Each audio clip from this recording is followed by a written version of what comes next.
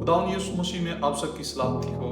आज हम ईद पेंतिकोस्त के हवाला से बाइबल मुक़द्दस में से सीखेंगे।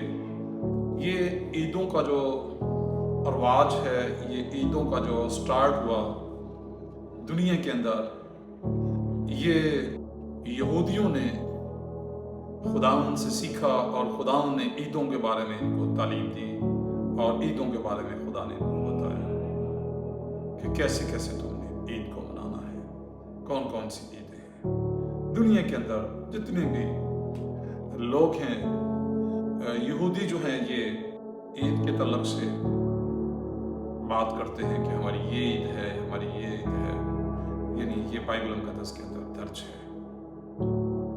ईद पेंतिकोस्त जो है, ये ईद फसह के बाद 50वें दिन के बाद आती है और सब्बत के दूसरे दिन से शुरू होती है।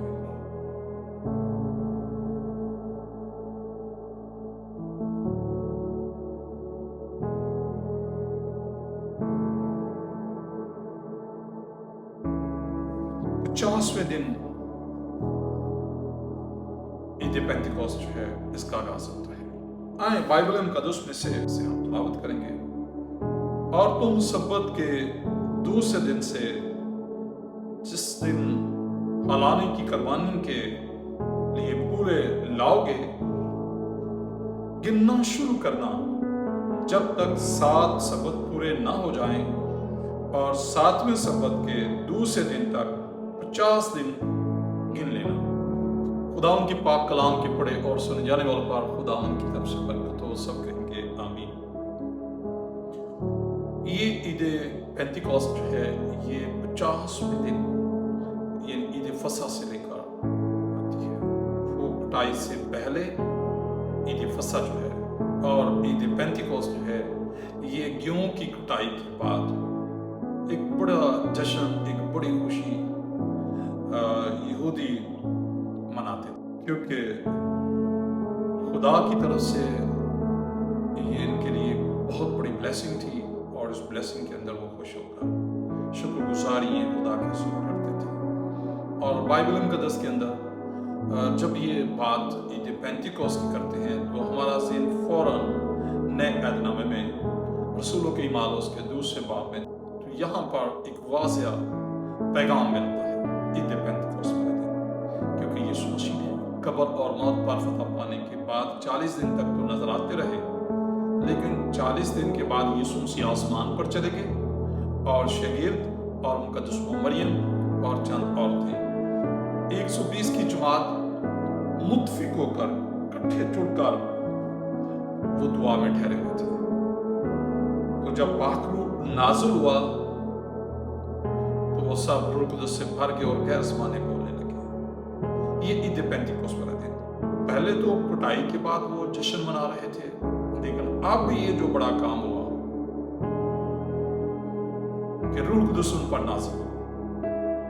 मसीही जो है, इस बात पर ज़्यादा खुशी मनाते हैं और ज़्यादा इस ईद को मनाते हैं, इस भाव से, इस तलक से कि इस दिन पाक रूह का नज़ूल हुआ था, जिसकी तस्दीक पतरस ने कर दी। जब उन्हें कहा कि ये नशे में है, तो पतरस ने खड़े होकर कहा, ऐ यहूदियों, कान खोल कर मेरी बात सुनो, ये नशे में नहीं। ये तो वो बात जो है खुदा ने जो कही थी योएल नबी की मार्फत के, आखिरी दिनों में ऐसा होगा कि हर फर्द बशर पर मैं अपने रूह में से रूह अंधेरूंगा। ये तो पहले दिन चढ़ा है, ये रूह कुदस का बपतिस्मा जो है, जो यीशु मसीह ने शागिर्दों से कहा था कि तुम थोड़े दिनों के बाद रूह कुदस का बपतिस्मा पाओगे। ये तो रूह कुदस का बपतिस्मा हुआ है। आप क्या कहते हैं?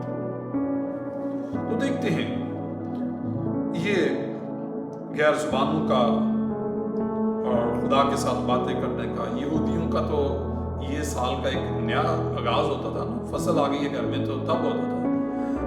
ये उस वक्त मसीह जो है ज़्यादा इसको खुशी से मनाते हैं कि इस दिन पाक रूह का नज़ूल हुआ है। तो यीशु मसीह ने मुनादी करते हुए बातें की थी। जब ये आगाज हुआ है, तो यहाँ पर वो रूह कुदस से भर गए और गैर ज़बानें बोलने लगे। यहाँ पर बहुत सारे लोग जो है सवाल उठाते हैं कि ये नेमत है। मैं आप लोगों को बताना चाहता हूँ, ये पाक रूह का جو یسوع مسیح نے فرمایا، جس نے کہا آسمان اور زمین ٹل جائے گا لیکن میرے منہ کی بات ہرگز نہ ٹلے گی۔ تو یہ پاک روح کا بپتسمہ ہوا تھا عید پینتیکوست والے دن، یہاں سے آغاز ہوتا ہے۔ پھر ہم دیکھتے ہیں کہ جو ہماری روح ہے وہ کمزور تھی، تو روح جو ہے پاک روح جو ہے ہماری روح کے ساتھ مل کر ایسی آہیں بھر بھر کر خداوند کے سامنے شفایت کرتا ہے، یعنی وہ بات پوری ہوئی جو یسوع مسیح نے یوحنا رسول کی معرفت لکھوائی تھی کہ جب میں باپ سے درخواست کروں گا تو وہ تمہیں دوسرا مددگار بخشے گا۔ تو یہ دوسرا مددگار آ کر ہمیں سکھاتا ہے کہ بات کو کیسے آپ پسند آ سکتے ہیں۔ آج کے پاک کلام کے پڑھے اور سنے جانے والوں پر خداوند کی طرف سے برکت ہو، خداوند آپ کے ساتھ ہو اور پاک